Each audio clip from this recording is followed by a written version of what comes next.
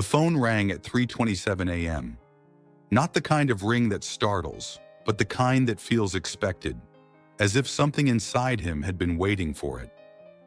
Daniel opened his eyes in the dark, the glow from the screen casting faint shadows across the wooden beams of the ceiling. Cold air crawled beneath the covers. The room was quiet, too quiet. He let it ring once more, twice, then answered. "Dr. Daniel?" A clipped voice, female, urgent. "There's a situation in Huangshan Reserve. One of our monitored pandas is down. We lost contact with the field team. You're the only one authorized and willing to go this deep." He sat up slowly. His joints creaked. His breath clouded the air. "I need coordinates," he said. "They're already en route to your phone. Helicopter lifts in 90 minutes. The call ended. No goodbyes. No time. Daniel sat on the edge of the bed, staring at the floor. The hardwood was icy under his bare feet. In the darkness, the old photo frame on his bedside table leaned slightly forward, his daughter, no older than 6, holding a bamboo leaf in each hand and grinning into the sun. He reached out, touched the glass, then stood, pulled on his thermals, and zipped up the black field pack that was always half-packed, just in case. Always in case. The roads to the helipad were ghosted in fog. Pines stood like sentinels on either side. The driver didn't speak. He didn't need to. Daniel's mind wandered. Not far, just back. Always back. The accident. The impossible silence that followed. A daughter gone in an instant. A marriage that couldn't survive the grief. The only thing he could still fix, he decided, were broken animals. Because animals didn't ask questions. They didn't want explanations. They just wanted help, or they didn't. And they never lied. The helicopter was a black silhouette against the bleeding sky, morning trying to crawl over the mountaintops. Wind howled across the open field. 2 crew members moved fast, loading gear, checking straps. A young woman approached from the side, tablet in hand, her eyes focused and fast. "You're Daniel?" she asked. He nodded. "Lynn, Wildlife Biology Unit. I've been tracking Kai since his birth. He's 2.5 years old. This is his first winter alone." "Kai?" "It means beginning," she said. "Or restoration, depending on the dialect." Daniel said nothing. The name hung in the air, oddly weightless and meaningful. She handed him a data pad, vitals, movement logs, signal irregularities. "He went still for 3 minutes yesterday. Then his beacon came back, weak, scattered. The team lost visual contact soon after. No known poachers in the area, but it's bad terrain. We need him alive." They lifted off before the sun cleared the horizon. The world below shrank into white and gray, the jagged skeletons of mountains draped in snow, the forest like a sea of knives, silent and waiting. The chopper shook in protest as the wind picked up. Inside, everything hummed. Radios, rotors, tension. Daniel stared at the horizon, expression locked somewhere between memory and instinct. Lynn sat beside him, watching the data pulse on her screen. "We've only seen him once up close," she said. 3 weeks ago. He didn't run. He just watched us, like he knew something we didn't." Daniel's eyes shifted. Sometimes they do. Silence. Then a voice crackled in over comms. 2 minutes to drop zone, altitude low, visibility decreasing, prepare for descent." The crew snapped into motion, harnesses clicked, straps tightened. Daniel slipped on his gloves, pulled the hood over his head. Lynn handed him a tranquilizer kit, just in case. He stuffed it into his belt pouch without a word. The descent was rough. Snow flurried like ghosts trying to grab at them. Pines danced in the gusts below, leaning and bowing under invisible pressure. Then, the clearing appeared, a natural bowl in the forest, ringed by black rock and thin bamboo shoots bent under frost. There, barely visible against the whiteness, was a shape, still, large, breathing. "Visual on the Panda," Lynn called out. "He's alive." Daniel leaned over the edge as the chopper hovered low. He saw the body before the face. Then, the panda stirred, lifted its head, and looked straight up at him. Not afraid, not pleading, just waiting. As if it had known Daniel was coming, as if it had been waiting for him. And Daniel, for the first time in months, felt something shift in his chest. Not warmth, not yet, but the memory of it. The rotors roared overhead as Daniel stepped off the chopper into a wall of biting wind. Snow whipped across his face, stinging his skin, coating his eyelashes in frost. The clearing below was a fractured patch of snow and stone, silent except for the helicopter's pulse. He moved fast, boots crunching through the snow, each step sinking deeper than expected. Visibility was poor. The world was all shades of white, broken only by the distant, unmoving figure on the far edge of the clearing. Kai. The panda was curled on his side, half covered in powdery snow. One leg was tucked beneath him awkwardly. His fur was soaked, streaked with something dark near his midsection. Daniel's pulse slowed. The noise of the helicopter faded in his ears. All he could hear now was the rhythm of his breath and the crunch of his boots as he approached. 15 feet. 10. 5. He stopped. The panda stirred. Barely. His eyes opened. Slow, blinking once, twice, then locked onto Daniel, and didn't look away. Daniel crouched, dropping his medical pack gently onto the snow. His breath plumed in short bursts. Every movement was deliberate, measured. He extended a gloved hand, palm facing down. No sudden moves, he whispered. No surprises. Kai didn't flinch. He just watched, his gaze heavy, not with fear, but with exhaustion. And something else. Recognition?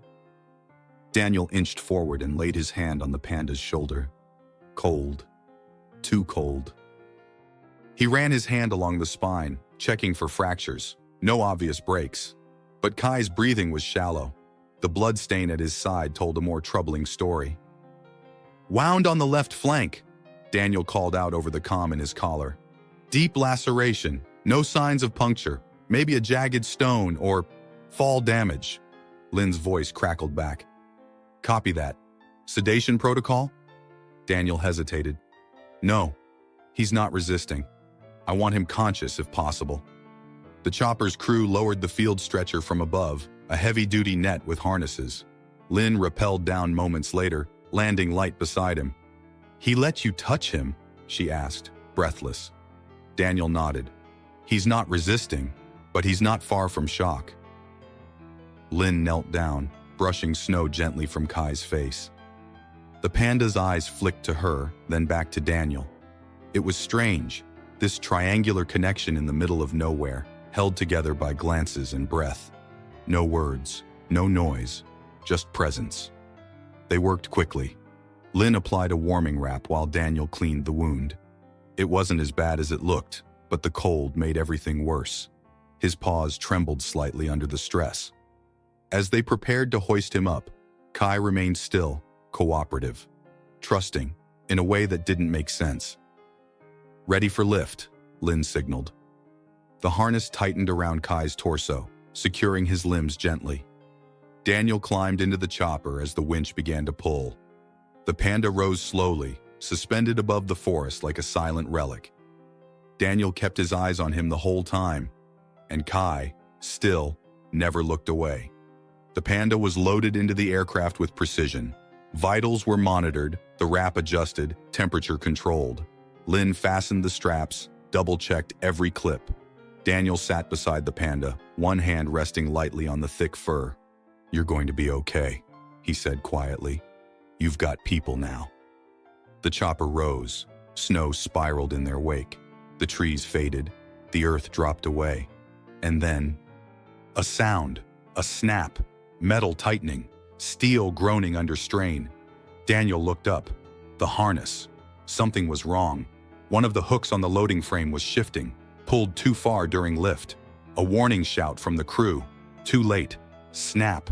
The platform tilted. A hard jolt. Daniel's reflexes kicked in, but the net was already slipping, and Kai, still half-strapped, was sliding. He jumped. He didn't think, didn't calculate. just moved. Daniel threw himself toward the panda, grabbing the strap with both hands as the platform gave way beneath them. Weightless. Then, air, wind, noise, silence. He was falling, and so was Kai. A blur of white and black and sound, the rush of air past his ears, the trees rising like knives from the earth. Daniel twisted his body mid-air, trying to shield the panda. But there was no time, no space, no saving anything. Only one thought before the impact. Please let him live. Impact was not what he expected. There was no loud crack, no blinding pain, just a brutal, muffled thud, as if the earth had swallowed them in silence. Daniel hit first. A snow-covered slope had broken part of his fall. Beneath the snow, dense underbrush cushioned the final blow. He lay still for a moment, listening, blinking, breathing, alive. Pain flared across his ribs and shoulder. His knee screamed, his ears rang. But he could move. That was enough. Then, a grunt, low, strained, close. He turned his head. Not 10 feet away, Kai lay in a shallow drift, his massive body partially twisted, one foreleg pinned beneath him. Snow clung to his fur. He wasn't moving. Daniel dragged himself forward, teeth clenched, hands clawing at roots and ice. Every inch hurt. Kai! No response. He crawled closer, reached out, pressed his gloved fingers against the panda's chest. Stillness, then a faint rise. Breathing. Daniel exhaled shakily, resting his forehead against the bear's fur. "You're tougher than you look," he muttered. Kai's eyes fluttered open, not fully. Just enough. He didn't growl, didn't panic, just watched. There was something in that look, something that unsettled Daniel. Not fear, not pain, recognition. Daniel sat back on his heels, dazed. The trees above loomed like cold guardians. Snow fell in slow, deliberate flakes. There was no sign of the helicopter, no smoke, no rotor noise, no Lin. They were alone. He checked Kai's body next. The leg was twisted but not broken. The wound on his side had reopened, but it wasn't gushing. No other major trauma. Daniel tore open his emergency kit, pulled out gauze, and applied pressure. Kai let him. Didn't resist, didn't flinch. Daniel worked in silence. The cold numbed his fingers. Blood soaked through the gauze. His own breath came in sharp, rattling gasps. "We're gonna have to move," he whispered, "or we both freeze." He scanned the forest. To the west, a ridge of stone, natural rock, maybe a shallow cave beneath it. Shelter. That was the goal. He stood, tried to lift the panda, failed. The pain in his knee dropped him to the ground. His voice cracked with frustration. He looked at Kai. "We don't have time for this," he said. "You have to help me." Kai stared at him. Then, he shifted. It was slight, painful, but unmistakable. The panda tried to stand. Daniel froze, watching. Kai pressed his weight to his good legs and leaned slightly forward, trying to push himself up. He didn't succeed, but he tried, and that was enough. They made it 20 feet in 2 hours. Daniel limped beside him, guiding, whispering encouragement. He held Kai's shoulder when the panda faltered, braced himself when he almost collapsed. By the time they reached the rock shelter, Daniel's legs were numb, his shoulder raw from supporting the weight. But they were alive. Together. The cave was shallow but dry. Leaves and pine needles formed a crude floor. Daniel collapsed first, dropping his pack with a groan. Kai followed, curling against the far wall. For a long time, neither moved. Then Daniel pulled out a foil blanket, crawled closer, and draped it over Kai's body. "You saved me too," he murmured. The panda closed his eyes. Outside, the forest creaked and moaned in the wind. Inside, there was only breath. Shared. Steady. A quiet beginning in a world that had nearly ended. Morning came without light. The sky outside the cave was a dim, lifeless gray. The kind of sky that never fully wakes up. Daniel stirred first, stiff and sore, with a layer of frost clinging to his jacket like fine dust. His breath came in short clouds. He turned to Kai. The panda lay still, curled against the cave wall, eyes closed, breath slow but rhythmic. The foil blanket had slipped halfway down his back. Daniel reached out and pulled it up again, his hand lingering on the coarse, damp fur. "You're still here," he whispered. "That makes two of us." His knee throbbed, swollen and dark beneath the fabric of his thermal pants. He unzipped his kit, popped 2 painkillers into his mouth, and washed them down with a mouthful of snow. It burned going down. Everything burned. The wind outside had eased, but the cold had only deepened. They couldn't stay here forever. He needed to think. He rummaged through his backpack, flares, dead comms unit, half a protein bar, a thermal flask of water long since frozen solid. No map, no signal, no guarantee that anyone was looking. But he still had Kai, and Kai, somehow, still had him. Daniel leaned closer and inspected the panda's wound. The gauze was soaked through. He peeled it back slowly. The cut was long, jagged, but clotting. No pus, no sign of infection, yet. He worked silently, washing the wound with snow, then reapplying clean gauze from his dwindling supply. Kai flinched but didn't resist. His eyes opened halfway, then closed again. He trusted him, completely, unreasonably. When he finished, Daniel sat back and exhaled. "We need a way out," he murmured. "Or we need someone to find us." But both options required the same thing: movement. He limped to the edge of the cave, shielding his eyes against the light. The terrain beyond was brutal.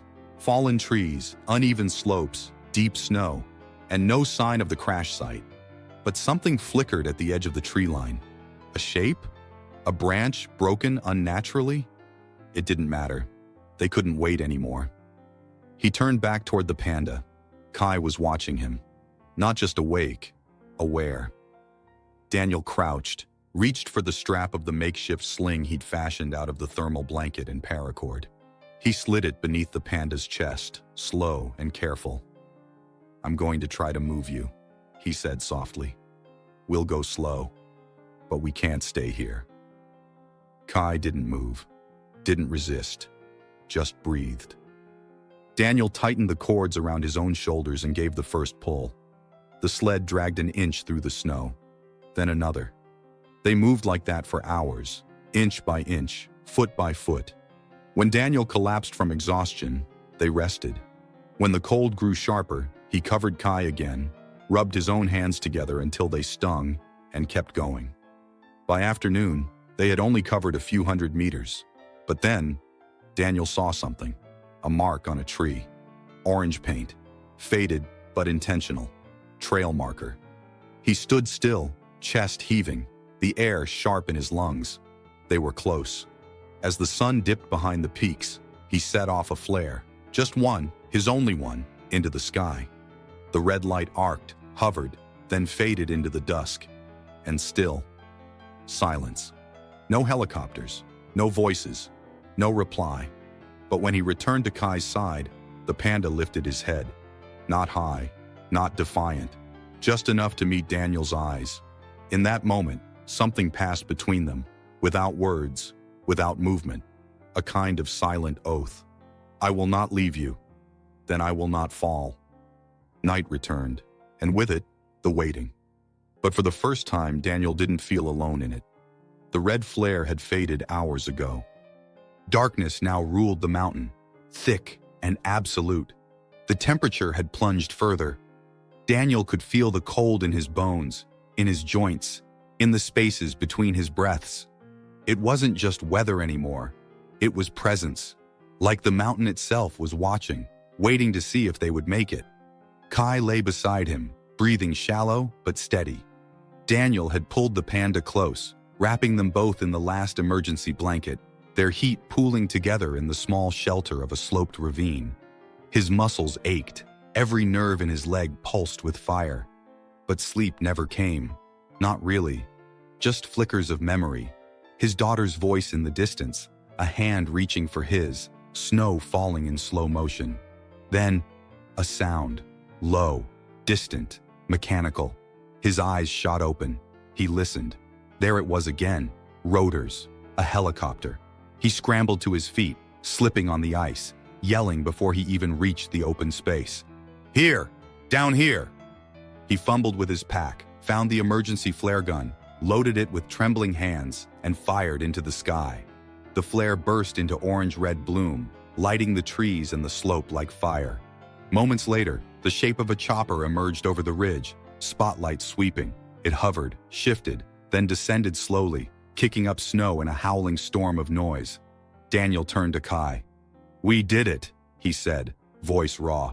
"They found us." Rescue team members poured out, shouting over the wind, their movements sharp and trained. One knelt beside Daniel, shining a light in his eyes. "Vitals good, just hypothermia and a likely leg injury," the medic said. "He's stable." But Daniel shook his head, pointing behind him. "The Panda, he comes too. He's hurt." The crew exchanged glances. "We've got clearance for you, not for wildlife. Protocol is..." Daniel stood up, wincing in pain. "He comes," he said firmly. "I'm not leaving without him." There was something in his tone that stopped the conversation cold. They relented. A new harness was prepared, a platform adjusted for weight and security. The team worked fast, experienced hands moving in sync. Daniel climbed in first, already hooked into the safety rig. As they hoisted Kai, secured and silent, Daniel kept his eyes on him the whole time. "Hold on," he whispered. "Just a little longer." They rose into the air, breaking above the treetops. The forest shrank below them, returning to silence. Inside the helicopter, it was warmer, but only slightly. Daniel sat near Kai, monitoring his breath, holding a pulse reader against the Panda's side. Lynn sat across from them, bundled in heavy gear, eyes wide with disbelief. "You really stayed with him," she said. Daniel nodded once. "He didn't leave me either." The helicopter shifted. Wind was picking up again. The pilot called out over the headset, "Hold tight, we've got turbulence coming in fast." A jolt shook the cabin. Daniel gripped the safety strap. Kai stirred slightly, just a low breath, almost a groan. The next gust was harder. The aircraft dipped, then steadied. Then, snap! A sound from below, a groan in the metal. Something wasn't right. Daniel turned toward the rear. One of the platform stabilizers was slipping. A harness bolt had bent under pressure. "Strap's gone loose," one of the crew yelled. "We need to secure it now." Daniel moved before they did. Crawling to the platform's edge, he braced himself, grabbed the line, and leaned in to lock it down. Another jolt. The chopper dipped again. He reached, locked the carabiner. Click. Then, another snap. The platform tilted sharply. Daniel lost balance, fell forward. Kai slid. Not far, but enough. Daniel lunged, grabbing the strap across the Panda's back. And in that moment, as the aircraft bucked once more, it happened. The platform gave way on one side. Daniel and Kai were thrown sideways, weightless for half a heartbeat. Then, nothing. Silence. A rush of wind, and the earth rising fast. Daniel's last thought as they fell wasn't fear. It was a memory, his daughter's laugh, light as air, and the quiet, stubborn knowledge that he'd done the right thing, even if it cost everything. Impact didn't come like thunder. It came like silence. A sudden crushing stop, then nothing but snow and breath. Daniel lay on his back, staring up at the gray sky fractured by black branches. His ears rang. He couldn't tell if he was breathing until he tried to speak, and felt the pain blossom in his ribs like fire. His body screamed, but he didn't black out. He blinked, swallowed, rolled onto his side with a sharp cry. He was alive. He wasn't supposed to be. The slope they'd fallen onto was steep, covered in a layer of thick powder and underbrush that had acted like a net. Trees had broken their fall in stages, a miracle of angles and timing. But where was Kai? Daniel turned, panic rising fast in his chest. There, about 20 feet below, near the trunk of a bent pine, lay a mound of white and black, still, half buried in snow, one hind leg twisted, unmoving. "No! No! No! No!" Daniel crawled. Every motion was pain. His right leg dragged. His left shoulder throbbed, but he didn't stop.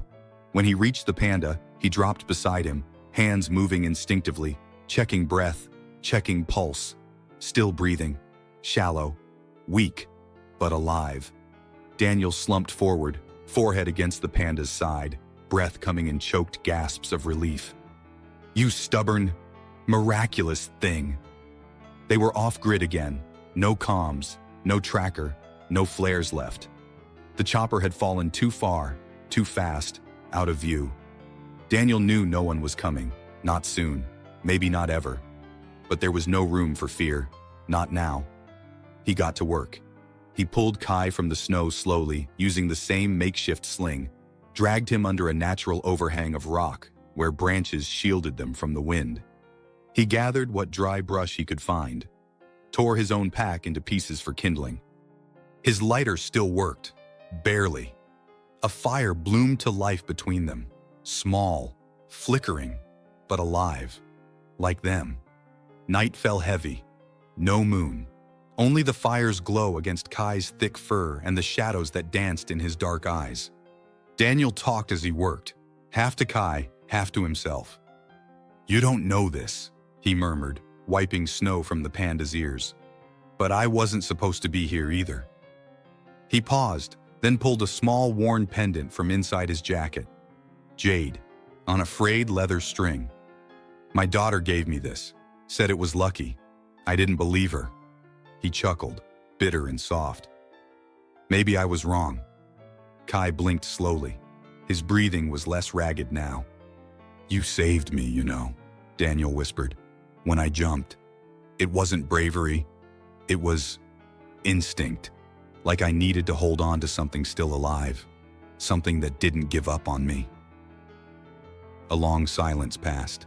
Then, without a sound, Kai shifted his massive body just enough to press his side gently against Daniel's injured leg.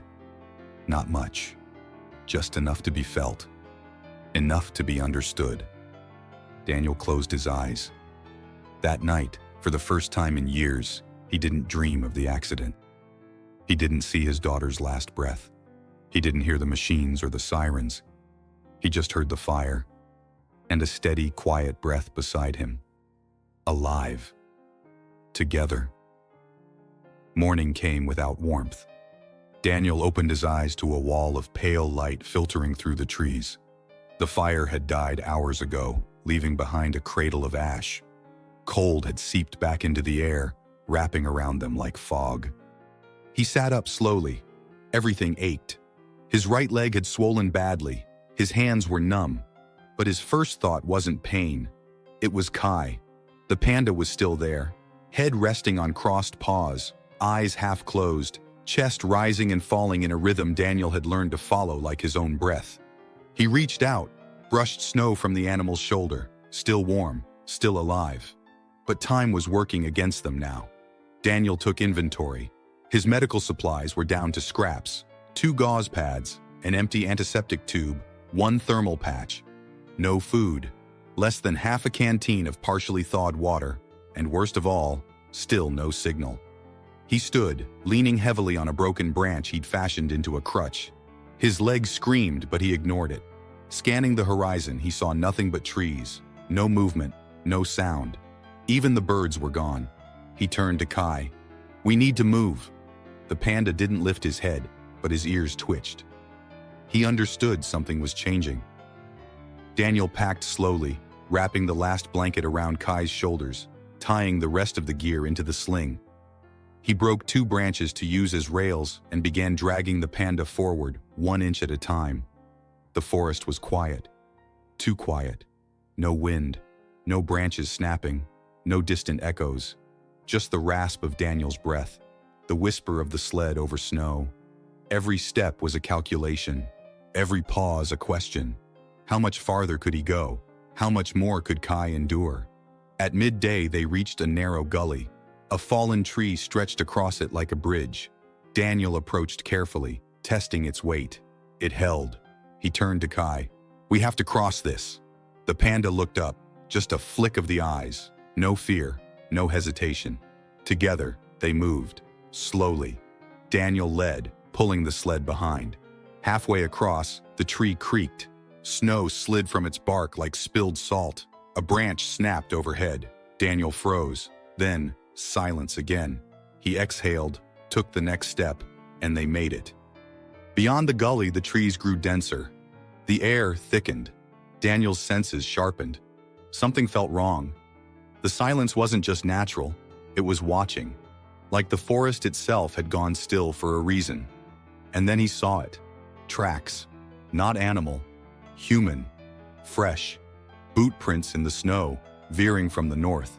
Rescue, or something worse? Daniel crouched, examining them. Military-style tread. Recent, no more than a few hours old. He glanced back at Kai. The panda had stopped moving, his ears perked.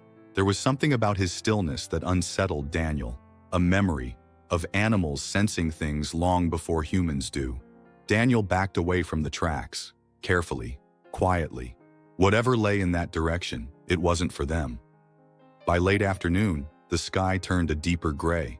Snow began to fall again, thin, fast, like the sky was hurrying to cover its secrets. Daniel found a hollow beneath an old pine and set up a new camp. He gathered branches, packed snow to build a crude windbreak, lit a small fire with the last of his torn coat lining. Kai curled beside him, silent. As night fell, Daniel sat with the fire flickering low, listening. Still no birds, still no wind, only Kai, and the weight of a silence that felt like warning. Not death, not yet, but something close. The snow fell all night. By morning, it had buried the world in white. The trees were ghost-like, branches bowed under the weight. The fire had long gone cold. Daniel awoke shivering, his legs stiff, lips cracked, body aching from the bitter sleep. But Kai was breathing, still curled beside him, still warm beneath the blanket. Daniel touched the panda's neck gently, feeling for a pulse, unsure if he imagined it at first. Then, yes, there it was, faint, but steady. The panda had survived the fall, the night, the cold, the wound, and Daniel. "You're stronger than any of us," he whispered. Kai stirred, opened his eyes slowly. Daniel smiled for the first time in days. He cleaned the wound again. The gauze was soaked and his supplies were running out, but the bleeding had slowed. The swelling had gone down. The edge of the laceration had begun to scab. Daniel dabbed snow onto the fur, careful not to chill him further. He had no antiseptic left, so he used pressure and silence. Kai didn't resist. Instead, as Daniel worked, the panda reached one heavy paw, slowly, with effort, and rested it lightly against Daniel's boot. Not for balance, not in fear, just there. Daniel froze. It wasn't a gesture for survival. It was something else, something like gratitude. By midday, Daniel decided to move again. He followed the trail of the strange boot prints from the day before, but only until they veered west. Then he turned east, away from people, toward sound. He'd begun to notice it, the faint sound of water. A stream, perhaps, running beneath the snow. And where there was water, there might be lower ground, and possibly a ranger outpost or an old monitoring station. He lashed together another makeshift sled using downed limbs and part of his thermal blanket. He patted the base with pine boughs, then helped Kai onto it, lifting inch by inch. The panda moved with effort, but without resistance. Together, they slid through the forest. By late afternoon, they reached the sound. It was a stream, just as Daniel had hoped. Thin, narrow, half-frozen, cutting through a slope of cracked stone. He dropped to his knees beside it, cupping water in his hands, drinking greedily. Then he refilled the canteen and brought it to Kai's mouth. The panda drank. Not much, just a few slow sips. But it was enough. "You're still with me," Daniel said. He sat beside him as the sun dipped behind the ridge, casting long shadows across the snow. The sky turned orange-gray. The cold crept back in. But for the first time since the crash, Daniel didn't feel panic.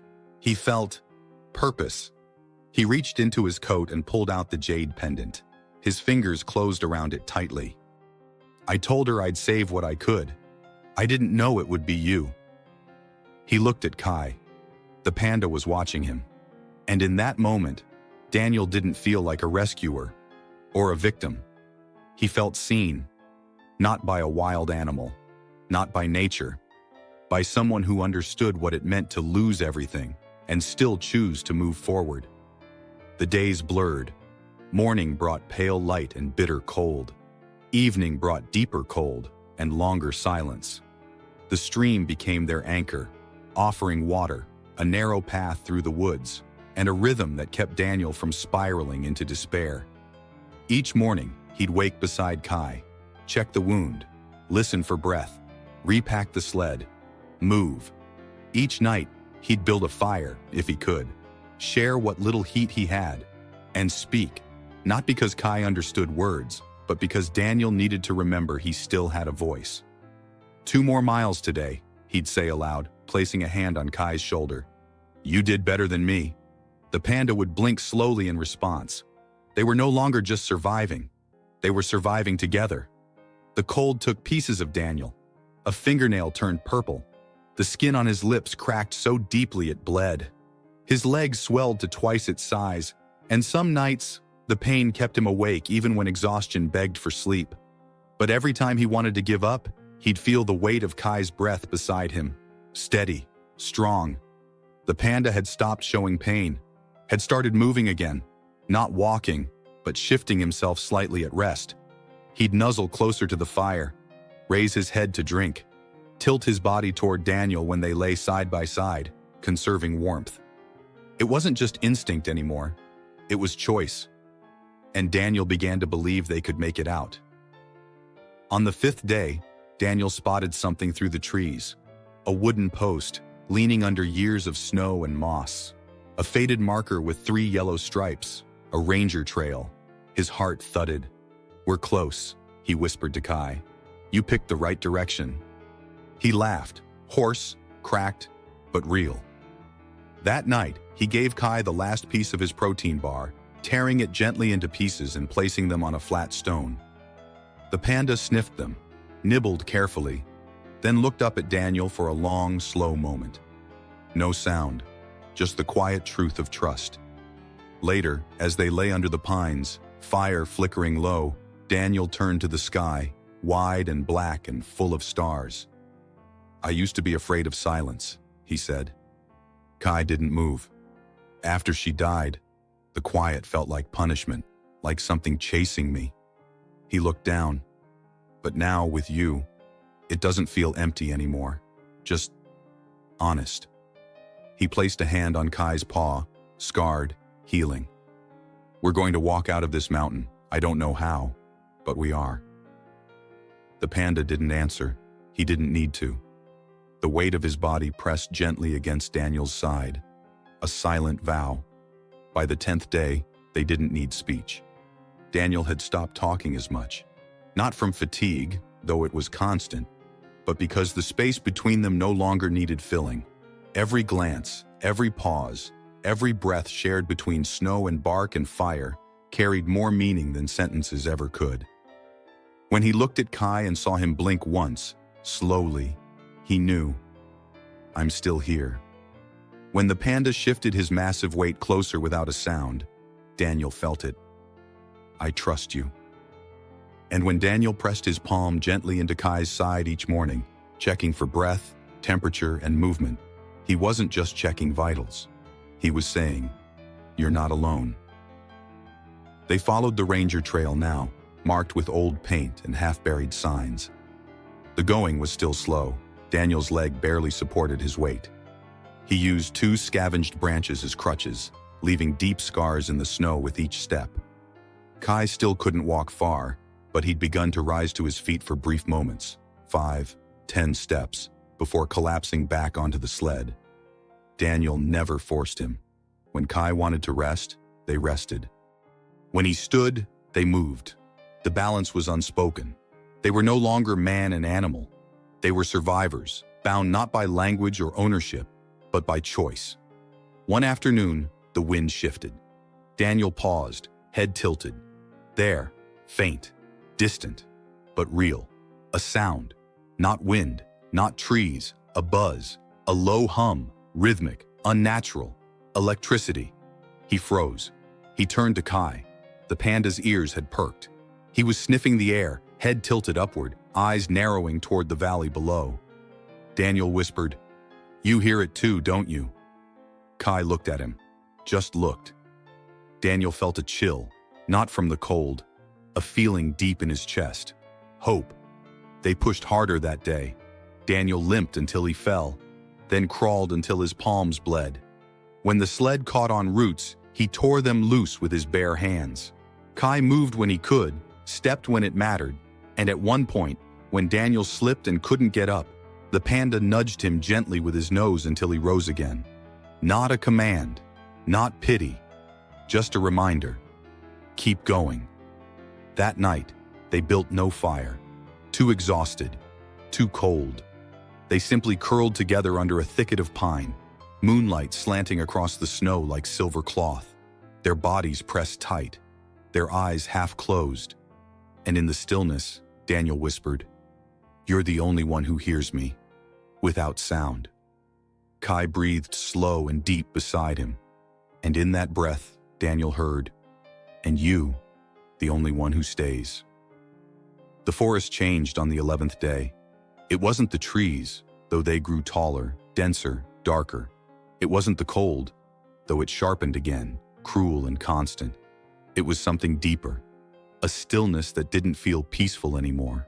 It felt like watching. Daniel noticed it first when the birds stopped. Even the faintest rustle, gone. No wings, no chirps, not even the quiet flutter of squirrels in the branches. Even the wind seemed to hold its breath. He looked at Kai. The panda was still, ears twitching subtly, nose lifted. A faint growl rumbled in his chest. That's when Daniel knew. Something was out there. They kept moving, but slower now. Daniel pulling the sled with one eye always scanning the trees. By late morning, he found tracks. Not boot prints, not panda. Lighter, sharper, predatory. Wolves, not many, maybe 2 or 3, but close. He crouched beside them, feeling the pressure of the forest like a heartbeat in his throat. Kai growled again, low, warning. Daniel stood, eyes narrowed. They couldn't outrun anything, not in this condition, and they couldn't hide forever. He searched the area quickly, found a thicket of pine with a narrow opening, just wide enough for Kai to crawl inside, a natural cave of snow and roots. He guided the panda in, covering the entrance with fallen branches, his own jacket, even his backpack. Anything to seal scent, anything to shield. Then he sat just outside it, broken branch in hand like a spear, waiting. Dusk fell. The world turned blue. Shadows lengthened, and the cold returned like a hand tightening its grip. Then, movement. Between the trees, silent and slow. One wolf, gray, thin, eyes glowing faintly in the twilight. It stepped into view, maybe 20 feet away, watching, testing. Daniel didn't move. His fingers tightened around the branch. Then a second wolf appeared, closer. His breath caught. They were flanking. Inside the thicket, Kai made no sound, but Daniel could feel his presence, still, controlled, waiting. The first wolf stepped forward. Daniel stood, raised the branch, and shouted, "No!" His voice shattered the stillness, echoed across the trees. The wolves froze, startled. One stepped back, but only for a moment. They crouched. Daniel's heart pounded. He took one step forward, between them and the thicket. "I said no!" And then, a roar, not human. Kai. It wasn't loud. It wasn't even full-throated. But it was enough. Enough to make the trees tremble. Enough to make the wolves turn and vanish into the dark. Silence returned. Daniel stood there shaking, breath ragged, then dropped the branch and collapsed to his knees. Kai crawled out, slow and deliberate, and nudged Daniel's shoulder with his snout. Not in fear, not in question, but in solidarity. They had faced the forest together, and the forest had retreated. They didn't speak for a long time after the wolves disappeared. There was nothing left to say. Daniel sat by the cold ashes of the last fire, his fingers wrapped around the jade pendant now stained with sweat and soil. He turned it slowly in his palm, eyes unfocused, body trembling from fatigue and adrenaline. Kai lay near him, head resting against a bed of pine needles. His wound had opened slightly during the crawl, but not dangerously. The scar was forming now, angry and red, but healing. Daniel gently peeled back the edge of the old gauze and replaced it with the last clean strip from his kit. "You've earned this," he whispered. "Every line of it." Kai's eyes opened for a moment, watching him. Not resisting, not blinking, just watching. That night, a light snow began to fall again. Quiet, gentle, harmless. Daniel leaned back against a fallen log, arms crossed over his chest. He didn't want to sleep, but the forest was calm now, and Kai was warm beside him, so he spoke. "I wasn't always like this," he said. "Cold, quiet." The words hung in the air like steam. "I had a family, a daughter. Her name was Lena." He swallowed. "She used to tell me stories about animals, how they could sense feelings better than people. She said pandas were the kindest, said they knew things just by looking." He looked at Kai, who didn't move. "She was 9 when we lost her. Car accident, drunk driver." A pause. "She was asleep in the back seat. I was driving." The fire cracked softly. "I was never the same after that. I left everything. Couldn't talk to my wife, couldn't work. So I started volunteering for rescue operations. Isolated work, just animals." He laughed, dry and bitter. "Because they don't blame you." Kai shifted, nudging his head closer against Daniel's shoulder. A silent response. Daniel didn't cry.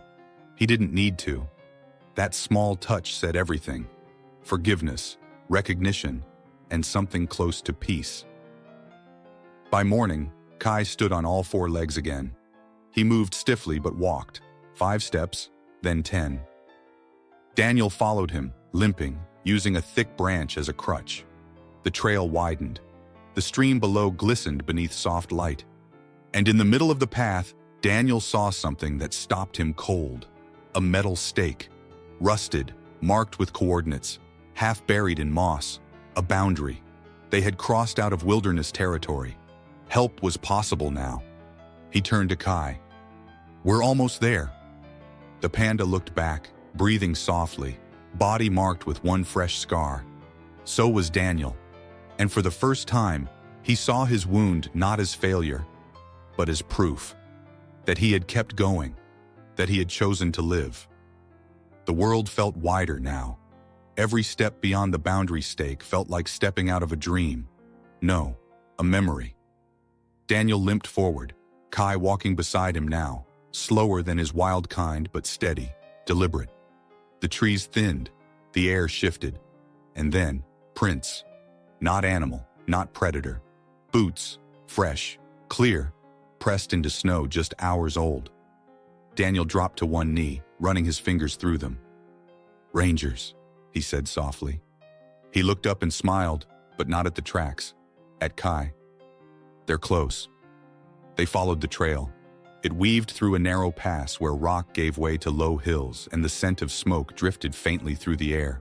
Wood smoke, human fire. Daniel's heart thudded, not from fear this time, but from something scarier. Relief. They climbed a rise, Kai's gait still slow, his left leg dragging slightly. Daniel paused to help him over a thick root, hand pressed gently against the panda's back. They crested the ridge, and there it was. A cabin, small, metal-roofed. Antennas rising into the sky like arms reaching for help. Smoke from the chimney, a flag hanging limp on the pole, the insignia of the Huangshan Wildlife Protection Unit. Daniel nearly fell to his knees. He waved his arms, shouting, his voice cracking. 2 figures stepped out from the cabin, rifles slung casually, orange jackets bright against the snow. They froze when they saw him. Then they saw Kai. One raised a radio, the other ran toward them. Daniel couldn't even speak. The ranger caught him by the shoulders, helping him down. "Dr. Daniel?" Daniel just nodded. "There was a crash. We've been searching. How did you—" He turned toward Kai, who had stopped just behind them, standing like a statue in the snow, breathing, watching, his scar stark against the white fur. "I didn't," Daniel said. "We did." The next hours were a blur. Warm blankets, IV fluids, radio chatter. Lynn's voice over the comms, breaking, full of emotion.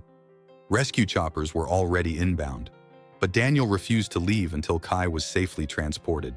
He sat beside the Panda as the medical team inspected him. Kai didn't resist. He lay calmly, allowing hands to touch, check, clean. But his eyes stayed on Daniel, never breaking contact. Later, as the team prepared to lift Kai onto a stretcher rig for helicopter evac, the Panda resisted for the first time, grunting, stepping back, wildness flashing briefly in his eyes. Daniel stepped forward. "It's okay," he whispered. He didn't raise his voice, didn't beg.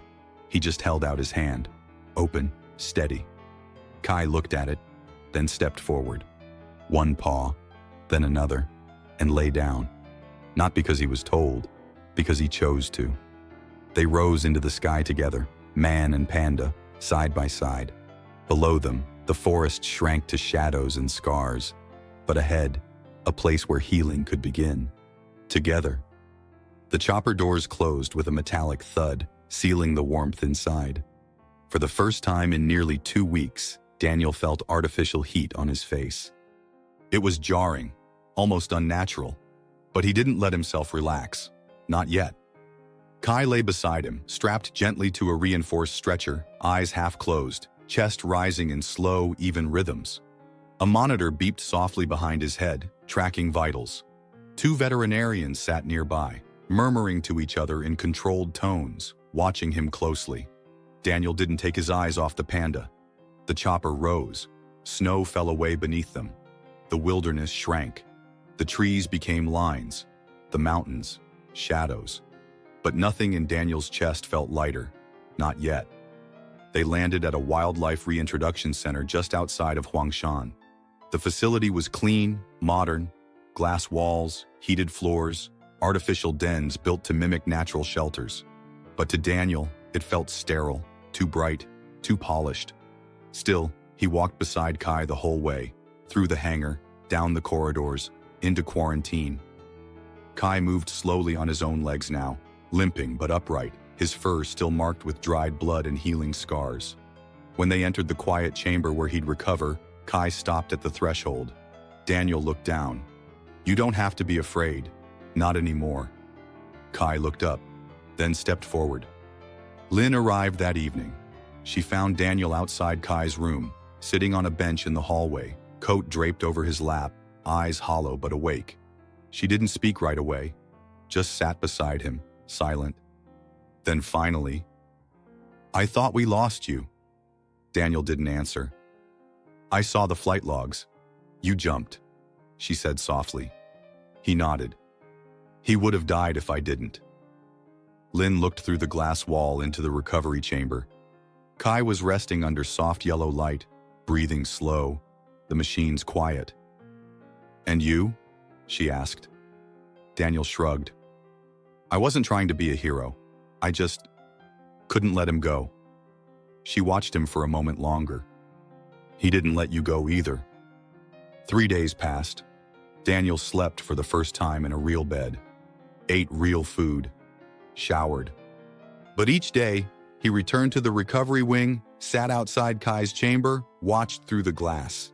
He never went in, until the 4th day. He entered slowly. The room smelled of clean hay, bamboo shoots, and antiseptic. Kai was awake, lying on his side, watching the door. Daniel sat on the edge of the floor, careful not to cross the invisible line of trust. Kai blinked, then slowly, very slowly, stood. He walked to Daniel, didn't touch him, didn't lean. He just sat, the same way they had sat in the snow, back when the forest held them in its cold, quiet arms. Daniel reached into his pocket, pulled out the jade pendant, held it up. "I made it," he said. Kai didn't move. Daniel smiled. "And so did you." A full season had passed. Spring stretched its fingers across the mountains, softening the earth, coaxing green back into the trees. Snowmelt sang through the valleys, and birds returned in cautious choirs. The world, once hushed and brittle, was breathing again. Daniel walked alone through the reserve gate, a small canvas bag slung over one shoulder, his limp more pronounced now but steady. His beard was grayer, his hands more lined, but his eyes held something new, stillness, without sorrow. He passed the new bamboo enclosures, the viewing platforms, the research station. Volunteers smiled at him. Some recognized his face. A few nodded respectfully. He didn't stop. He was here for only one reason. Kai lived now in the inner sanctuary. Not a cage, not a display. A protected space carved from the very forest they had survived together. No glass, no fences, just the soft border of trust. Daniel approached the edge just before the trees thickened. No one else was there. The staff had learned not to intrude when he visited. He knelt, unpacked the bag. Inside, a small flute, bamboo, cracked but repaired, and a flat stone, hand-carved, 2 scars, 1 breath. He placed both beneath the tree closest to the old resting den, then stood. Kai was there. Across the clearing, larger now, healthier, but unmistakable. The scar on his side, faint beneath regrown fur, the same dark eyes. They saw each other, but neither moved. No charge, no call, no need. Kai simply watched. And Daniel, he smiled. Not the kind of smile that asks for anything, but the kind that says thank you. He didn't cry. He just stood a little longer, then turned and walked away. The forest held no grief now, only memory, only truth. Outside the sanctuary, the wind picked up softly, rustling the leaves. Daniel paused at the gate, turning back one last time. Kai was gone from view, but the silence that followed was full, warm, unbroken.